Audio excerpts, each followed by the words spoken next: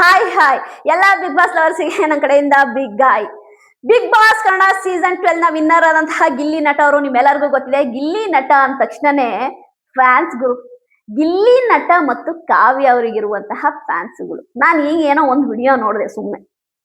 ಈ ಫ್ಯಾನ್ಸ್ಗಳ ಹವಾ ಮತ್ತೆ ಫ್ಯಾನ್ಸ್ಗಳ ಕ್ರೇಜು, ಫ್ಯಾನ್ಸ್ ಏನ್ ಅನ್ಕೊಂಡ್ರು ಮಾಡ್ತಾರೆ ಅನ್ನೋದಕ್ಕೆ ಇದೊಂದು ಉದಾಹರಣೆ.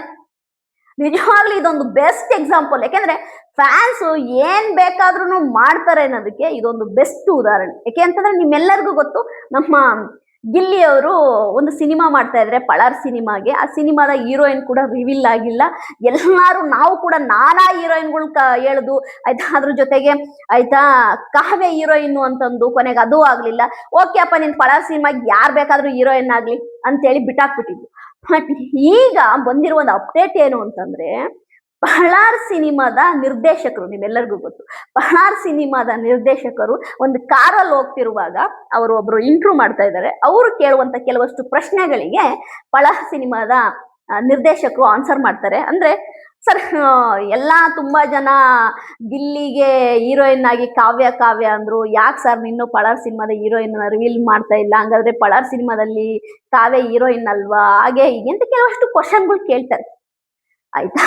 ಬಟ್ ನಿರ್ದೇಶಕರಿಗೆ ಈಗ ಅನಲೈಸ್ ಆಗ್ತಾ ಇದೆ, ಈಗ ಜ್ಞಾನೋದಯ ಆಗ್ತಿದೆ ಅಂತ ಕಾಣ್ತಾ ಇದೆ ನಿರ್ದೇಶಕರು ಈಗ ಹೇಳ್ತಿದ್ದಾರೆ, ಪ್ರೇಕ್ಷಕರಿಗೂ ಅದೇ ರೀತಿ ನಮ್ಮ ಗಿಲ್ಲಿ ಕಾವ್ಯ ಫ್ಯಾನ್ಸಿಗೂ ಒಂದು ಗುಡ್ ನ್ಯೂಸ್ ಕೊಡ್ತೀನಿ. ನಾನು ವೆರಿ ಸೂನ್ ಗುಡ್ ನ್ಯೂಸ್ ಕೊಡ್ತೀನಿ. ಅಂದ್ರೆ ಫ್ಯಾನ್ಸ್ಗಳು ಹೆಂಗೆ ಇಂಪ್ಯಾಕ್ಟ್ ಮಾಡಿದ್ದಾರೆ ಅಂದ್ರೆ, ಪಳಾರ್ ಸಿನಿಮಾದಲ್ಲಿ ಕಾವ್ಯ ಇದ್ರೇನೆ ಸಿನಿಮಾ ನೋಡೋದು, ಅರ್ಥ ಆಯ್ತಾ, ಕಾವ್ಯ ಇದ್ರೇನೆ ಸಿನಿಮಾ ನೋಡೋದು ಅನ್ನೋ ಲೆವೆಲ್ಗೆ ಯಾವಾಗ ಫ್ಯಾನ್ಸ್ಗಳು ಮಾತಾಡೋದ್ರು, ಅದು ಈಗ ಡೈರೆಕ್ಟರಿಗೆ ಜ್ಞಾನೋದಯವಾಗಿ ಇಲ್ಲ, ಕಾವ್ಯ ಅವ್ರ ಜೊತೆ ಮೀಟಿಂಗ್ ಫಿಕ್ಸ್ ಮಾಡಬೇಕು. ಈಗ ಸದ್ಯದಲ್ಲೇ ಮೀಟಿಂಗ್ ಫಿಕ್ಸ್ ಮಾಡ್ತೀನಿ, ಕಾವ್ಯ ಜೊತೆ ಒಂದು ಮೀಟಿಂಗ್ ಫಿಕ್ಸ್ ಮಾಡ್ಬಿಟ್ಟು ಕಾವ್ಯ ಜೊತೆ ಪಳಾರ್ ಸಿನಿಮಾದ ಬಗ್ಗೆ, ಅವರ ಒಂದು ಕ್ಯಾರೆಕ್ಟರ್ ಬಗ್ಗೆ ನಾನು ಡಿಸ್ಕಸ್ ಮಾಡಿ ಕಾವ್ಯ ಅವ್ರನ್ನ ಪಳಾರ್ ಸಿನಿಮಾಗೆ ತರುವ ಪ್ರಯತ್ನ ಮಾಡ್ತಾ ಇದ್ದೀನಿ ಅಂತ ಅಂದ್ರು. ಕಾರಣ ಇಷ್ಟೇ, ಇಲ್ಲಿ ಯಾವಾಗ ಫ್ಯಾನ್ಸ್ಗಳೇ ತಿರುಗಿ ಬಿದ್ರು, ಕಾವ್ಯ ಅವರೇ ಹೀರೋಯಿನ್ ಆಗ್ಬೇಕು ಅಂದ್ರು, ಆಗ ನಿರ್ದೇಶಕರಿಗೆ ಎಲ್ಲೋ ಒಂದು ಒಳಗಡೆ ಒಂದು ಭಯ ಸ್ಟಾರ್ಟ್ ಆಯ್ತು. ಎಲ್ಲಿ ಸಿನಿಮಾಗೆ ಇದೇ ಒಂದು ನನಗೆ ಮೈನಸ್ ಆಗುತ್ತೋ ಬೇಡ, ಕಾವ್ಯ ಅವರಿಗೆ ಓಕೆ ಹೀರೋಯಿನ್ ಇದ್ದಾರೆ, ಈಗ ಕಾವ್ಯ ಅವರು ಸೆಕೆಂಡ್ ಹೀರೋಯಿನ್, ಸರಿಯಾ, ಪಳಾರ್ ಸಿನಿಮಾಗೆ ಇಬ್ರು ಹೀರೋಯಿನ್, ಅದರಲ್ಲಿ ಕಾವ್ಯ ಅವರು ಸೆಕೆಂಡ್ ಹೀರೋಯಿನ್. ಕಾವ್ಯ ಅವರ ಒಂದು ಶೂಟಿಂಗ್ ಇನ್ನೂ ನಡೆದಿಲ್ಲ ಪಳಾರ್ ಸಿನಿಮಾದಲ್ಲಿ. ಈಗ ನಮ್ಮ ನಿರ್ದೇಶಕರು ಕಾವ್ಯ ಅವ್ರ ಹತ್ರ ಮೀಟಿಂಗ್ ಫಿಕ್ಸ್ ಮಾಡಿ ಮಾತುಕತೆ ನಡೆಸಿ, ಅವರ ರೆಮ್ಯುನರೇಷನ್ ಏನು, ಅವ್ರ ಪಾತ್ರ ಏನು, ಅವರು ಆ ಸಿನಿಮಾದಲ್ಲಿ ಅವರ ರೋಲ್ ಏನು ಅಂತೆಲ್ಲ ಎಕ್ಸ್ಪ್ಲೇನ್ ಮಾಡಿ, ಅದೆಲ್ಲ ಆದಮೇಲೆ ಕಾವ್ಯ ಅವರ ಶೂಟಿಂಗ್ ಸ್ಟಾರ್ಟ್ ಆಗುತ್ತೆ. ಪಳಾರ್ ಸಿನಿಮಾದಲ್ಲಿ ಕಾವ್ಯ ಅವರು ಕೂಡ ಇರ್ತಾರೆ. ಅದು ನಿರ್ದೇಶಕರೇ ಬಾಯ್ಬಿಟ್ಟಿದ್ದಾರೆ. ಯಪ್ಪ, ನೀವು ಫ್ಯಾನ್ಸ್ ಏನ್ ಸಾಮಾನ್ದವರಲ್ಲ ಮರೋದೆ, ಯಪ್ಪ ಅಲ್ಲ ಅಂತ ನಿರ್ದೇಶಕರನ್ನೇ ಬಡದ್ ಬೈಗ್ ಹಾಕೊಂಡ್ಬಿಟ್ರಲ್ಲ. ಆ ಮನುಷ್ಯ ಆ ಕಡೆ ಬೈದಿಂದ ಆಯ್ತು ಗುರು, ನಿಮ್ ಇಷ್ಟದಂತೆ ಆಗ್ಲಿ, ಕಾವ್ಯನು ತಗೊಂಬಂದು ಪಳಾರ್ ಸಿನಿಮಾಗ ಹಾಕೊಂತೀನಿ ನಾ ಲೆವೆಲ್ಲಿಂಗ್ ಮಾಡಿದ್ರಿ ಅಂತಂದ್ರೆ, ನಿಜವಾಗ್ಲೂ ಜೆನ್ಯೂನ್ ಫ್ಯಾನ್ಸ್.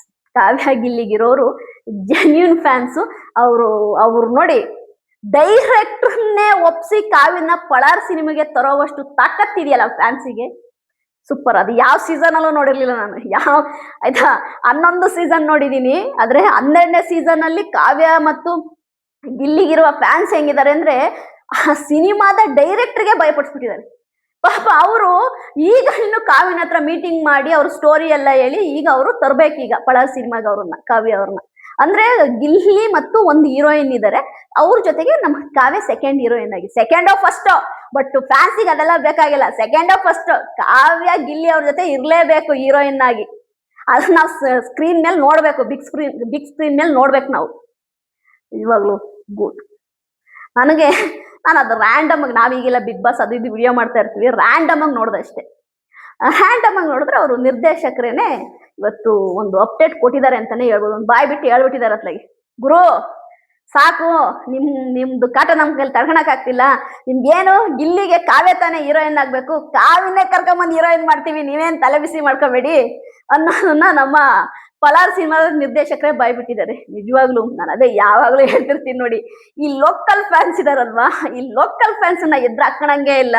ಈ ಲೋಕಲ್ ಫ್ಯಾನ್ಸ್ ಎದುರಾಕೊಂಡ್ಬಿಟ್ರೆ ಇದೆಯಲ್ಲ, ಅವ್ರು ಏನ್ ಬೇಕಾದ್ರೂ ಮಾಡ್ತಾರೆ, ಯಾರನ್ನ ಬೇಕಾದ್ರೂ ಆಯ್ತಾ ಒಪ್ಪಿಸ್ತಾರೆ, ಏನ್ ಬೇಕಾದ್ರೂ ಬುಡ ಮೇಲೆ ಮಾಡ್ಬಿಡ್ತಾರೆ. ನಿಜವಾಗ್ಲೂ ಒಳ್ಳೆ ಆಯ್ತಾ ನಿರ್ದೇಶಕರಿಗೆ ಭಯ ಹೊಡಿಸ್ಬಿಟ್ಟಿದ್ದೀರ ಅಂದ್ರೆ ಸಾಮಾನ್ಯ ಇಲ್ಲ. ನನಗೂ ನೋಡಿ ಖುಷಿ ಆಯ್ತು. ನನಗೂ ಗಿಲ್ಲಿಗೆ ಆಯ್ತಾ ಕಾವ್ಯ ಅವರು ಹೀರೋಯಿನ್ ಆಗ್ಬೇಕು ಅಂತ ನನಗೂ ಖುಷಿ ಆಯ್ತು. ಇರ್ಬೇಕು ಅಂತ ನನಗೂ ಆಸೆ ಆಯ್ತು. ಯಾಕಂದ್ರೆ ಕಾವ್ಯ ಮತ್ತು ಗಿಲ್ಲಿ ಅವರ ಒಂದು ಪೇರ್ ಚೆನ್ನಾಗಿದೆ.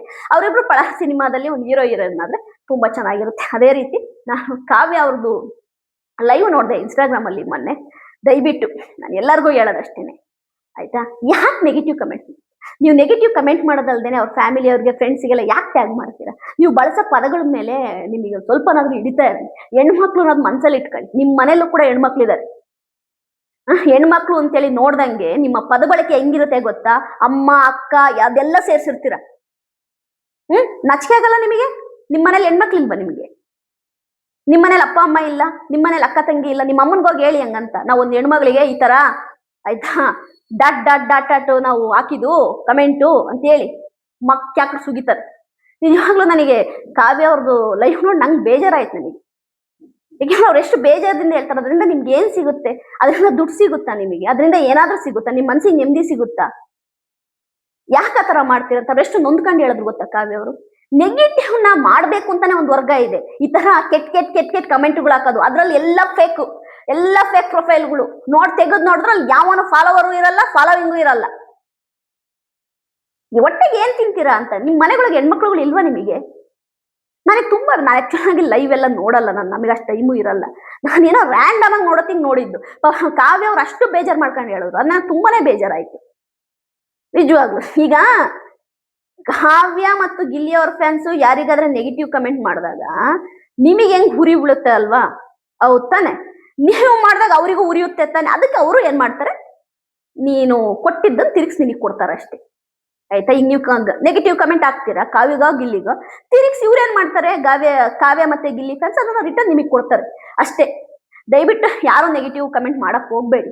ಅದು ಅವರ ಫ್ಯಾಮಿಲಿ ಅವ್ರ ಫ್ರೆಂಡ್ಸಿಗೆಲ್ಲ ಟ್ಯಾಗ್ ಮಾಡಿ ತಪ್ಪು ಪದ ಬಳಕೆ ಮಾಡೋದಿದೆಯಲ್ಲ, ಇದು ತುಂಬಾ ರಾಂಗ್. ಒಟ್ಟಾರೆಯಾಗಿ ನಿಮ್ ಇಷ್ಟದಂತೆ ಕಾವ್ಯ ಅವರು ಪಳಾರ್ ಸಿನಿಮಾಗೆ ಹೀರೋಯಿನ್ ಆಗ್ತಾ ಇದ್ದಾರೆ. ಖುಷಿ ಅಂದ್ಕೊಂಡಿದೀನಿ. ಎಲ್ಲ ಗಿಲ್ಲಿ ಮತ್ತು ನಮ್ಮ ಕಾವ್ಯ ಫ್ಯಾನ್ಸು ಹ್ಯಾಪಿ ಆಗ್ರಿ, ಖುಷಿ ಆಗ್ರಿ. ಏನೋ ಒಟ್ಟಾರೆ ಪಳಾರ್ ಸಿನಿಮಾದಲ್ಲಿ ನಮ್ಮ ಗಿಲ್ಲಿಗೂ ಕಾವ್ಯಗೂ ಒಂದ್ 2-3 ಸಾಂಗ್ ಆದ್ರೂ ಇರ್ಲಿ. ಅದೇ ರೀತಿ ಒಂದೊಳ್ಳೆ ಆಯ್ತಾ ಸೀನ್ಗಳಿರ್ಲಿ. ಅದನ್ನ ನಮ್ಮ ಫ್ಯಾನ್ಸ್ಗಳು ಇಡೀ ವರ್ಷವಿಡೀ ಅದನ್ನ ಇನ್ಸ್ಟಾಗ್ರಾಮ್ ಅಲ್ಲಿ ಯೂಟ್ಯೂಬ್ ಅಲ್ಲಿ ಹಾಕೊಂಡು ಎಂಜಾಯ್ ಮಾಡ್ಕೊಂಡು ನೋಡ್ತಾ ಇರ್ತಾರೆ ಅಂತೀನಿ. ನನ್ನ ವಿಡಿಯೋ ನಿಮಗೆ ಇಷ್ಟ ಆದ್ರೆ ಲೈಕ್ ಮಾಡಿ, ಸಬ್ಸ್ಕ್ರೈಬ್ ಮಾಡಿ. ಬಾಯ್.